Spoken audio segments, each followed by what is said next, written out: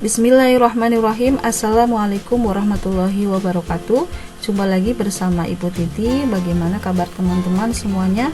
Mudah-mudahan selalu sehat dan tetap semangat untuk menuntut ilmu. Pada kesempatan kali ini Ibu akan berbagi materi MPLS mengenai wawasan wiyata mandala. Baiklah, langsung saja kita mulai ya. Yang pertama dari mulai pengertian. Sebelum membahas mengenai pengertian wawasan wiyata mandala, kita harus mengetahui dulu arti kata per kata dari wawasan wiyata mandala. Dari mulai wawasan itu adalah suatu pandangan atau sikap yang mendalam terhadap suatu hakikat. Sedangkan wiyata itu adalah pendidikan dan mandala itu adalah lingkungan. Jadi dengan demikian, wawasan wiyata mandala itu adalah cara pandang kita terhadap sekolah, bahwa sekolah itu adalah lingkungan pendidikan tempat menuntut ilmu. Berikutnya adalah unsur-unsur wawasan wiyata mandala. Ada 5. Yang pertama adalah sekolah. Sekolah ini merupakan lingkungan pendidikan. Kemudian yang kedua, kepala sekolah. Kepala sekolah mempunyai wewenang dan tanggung jawab penuh atas penyelenggaraan pendidikan dalam lingkungan sekolah. Jika diibaratkan dengan mobil, kepala sekolah itu ibaratnya dengan supir ya, yang memiliki kendali penuh atas penyelenggaraan pendidikan di sekolah. Kemudian yang berikutnya adalah kerjasama antara guru dan orang tua siswa. Kemudian warga sekolah, baik yang di dalam maupun yang di luar, itu harus menjunjung tinggi martabat dan citra guru. Kemudian yang kelima adalah bertumpu pada masyarakat di sekitarnya dan mendukung antar warga. Kita akan membahasnya satu persatu. Yang pertama adalah sekolah dan fungsinya. Sekolah di sini adalah institusi pendidikan yang berfungsi untuk memberikan pengetahuan dan keterampilan kepada siswa agar dapat mempersiapkan diri untuk masa depan. Sedangkan fungsi utama sekolah ini memberikan pendidikan formal kepada siswa dengan cara mengajarkan pengetahuan dan keterampilan yang dibutuhkan dalam kehidupan sehari-hari dan dunia kerja. Selain itu, sekolah juga berfungsi sebagai tempat untuk membentuk karakter dan kepribadian siswa, serta sebagai sarana untuk mengembangkan potensi siswa dalam bidang akademik maupun non-akademik.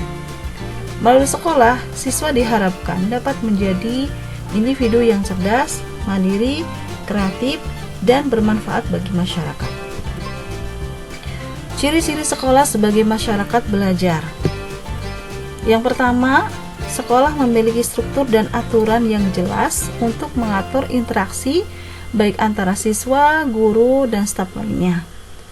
Yang kedua, sekolah menyediakan lingkungan yang aman dan kondusif untuk belajar. Yang ketiga, sekolah memberikan fasilitas dan sumber daya yang memadai untuk mendukung proses belajar mengajar. Yang keempat, sekolah mempromosikan nilai-nilai positif seperti kejujuran, kerjasama, tanggung jawab, disiplin, dan lain-lain.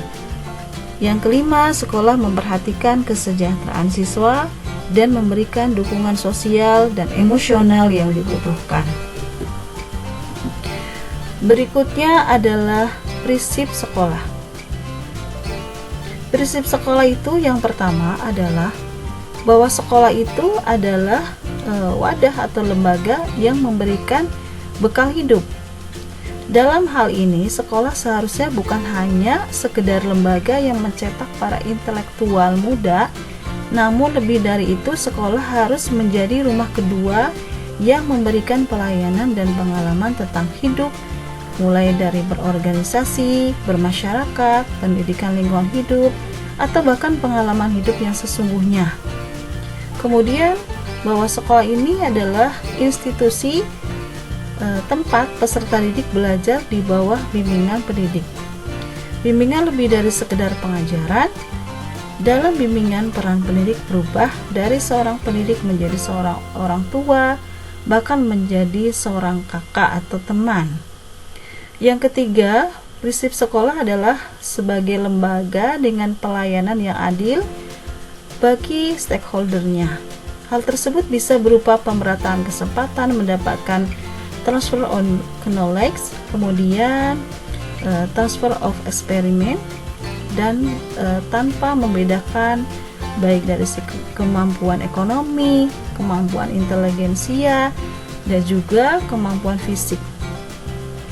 Ini kemampuan fisik berarti adalah gagasan sekolah inklusi. Jadi adanya pemerataan ya secara adil untuk semua unsur. Kemudian yang keempat, bahwa sekolah ini adalah lembaga pengembangan bakat dan minat. Prinsip ini harus sejalan dengan teori multiple intelligence yang memandang bahwa kecerdasan intelektual ini bukan satu-satunya yang perlu diperhatikan oleh lembaga pendidikan, terutama sekolah. Kemampuan bersosialisasi, kemampuan kinestetik, seni, dan lain sebagainya itu juga harus diperhatikan secara seimbang. Kemudian yang kelima, bahwa sekolah sebagai lembaga pembinaan potensi di luar inteligensi. Peningkatan kemampuan intelektual, emosional, maupun kemampuan-kemampuan lainnya itu harus mendapatkan perhatian yang seimbang. Kemudian yang keenam, sekolah harus memberikan perhatian serius untuk mengembangkan kemampuan emosional dan sosial, kemampuan berkomunikasi dan berinteraksi, kemampuan bekerja sama dalam kelompok, dan lain-lain. Kemudian yang ketujuh, sekolah sebagai wahana pengembangan sikap dan watak. Sikap sederhana, jujur, terbuka, toleransi, dan lain sebagainya merupakan sikap dan watak yang harus dibentuk dalam lingkungan sekolah. Kemudian yang kedelapan, sekolah sebagai wadah pendewasaan diri. Di dalam dunia yang berubah begitu cepat, salah satu kompetensi dasar yang harus dimiliki oleh peserta didik adalah belajar secara mandiri. Dengan proses pendewasaan yang diberikan sekolah, pendidik tidak lagi perlu menjejali pemikiran peserta didik dengan perintah. Lebih dari itu, peserta didik akan mendapatkan sesuatu yang jauh lebih besar ketika ia mencari dan mendapatkan apa yang ia dibutuhkan dalam hidupnya. Yang kesembilan, terakhir, bahwa sekolah sebagai bagian dari masyarakat belajar, learning society. Sekolah bukan hanya sebagai tempat pembelajaran bagi peserta didik, namun juga seharusnya sekolah mampu menjadi pusat pembelajaran bagi masyarakat di lingkungan sekitarnya. Itu adalah prinsip sekolah. Selanjutnya adalah penggunaan sekolah. Sekolah sebagai suatu lembaga pendidikan diperuntukkan sebagai tempat proses kegiatan belajar mengajar dan tidak boleh dipergunakan atau dijadikan sebagai tempat yang pertama adalah ajang promosi atau penjualan produk-produk perniagaan yang tidak berhubungan dengan pendidikan. Yang berikutnya, sekolah tidak boleh dipergunakan untuk lingkungan bebas rokok bagi semua pihak. Yang berikutnya, sekolah tidak boleh digunakan untuk penyebaran aliran sesat atau penyebar luaskan aliran agama tertentu yang bertentangan dengan undang-undang. Kemudian, sekolah juga tidak boleh digunakan untuk propaganda politik atau kampanye, dan juga tidak dibolehkan untuk digunakan sebagai tempat syuting film atau sinetron tanpa seizin pemerintah daerah.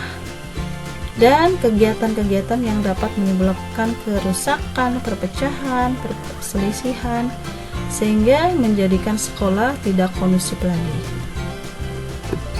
Berikutnya kita bahas mengenai kepala sekolah ya. Tadi sudah dijelaskan di awal bahwa kepala sekolah itu ibaratnya seperti supir ya. Kalau sebuah mobil ibaratnya itu seperti supir yang mengendalikan penyelenggaraan pendidikan di sekolah.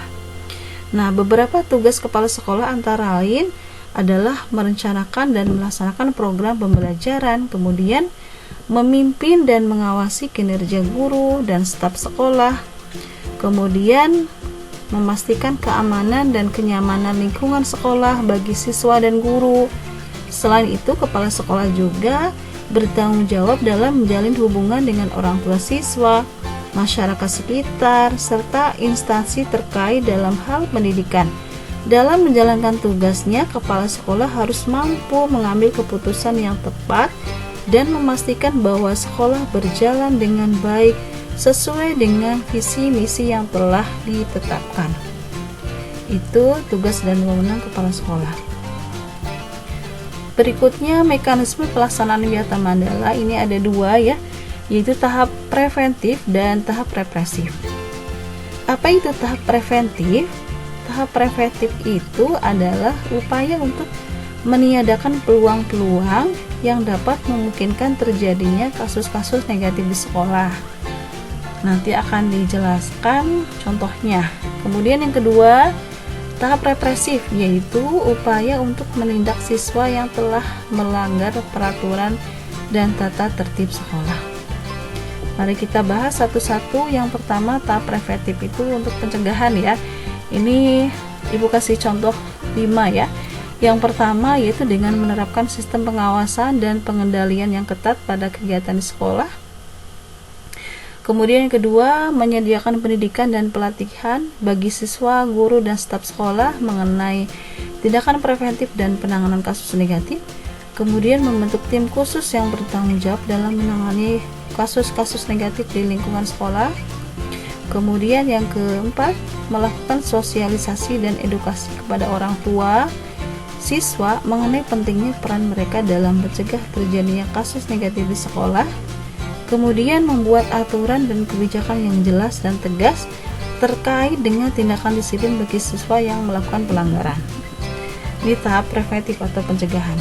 Kemudian tahap yang berikutnya adalah tahap represi, yaitu upaya menindak siswa yang melanggar peraturan.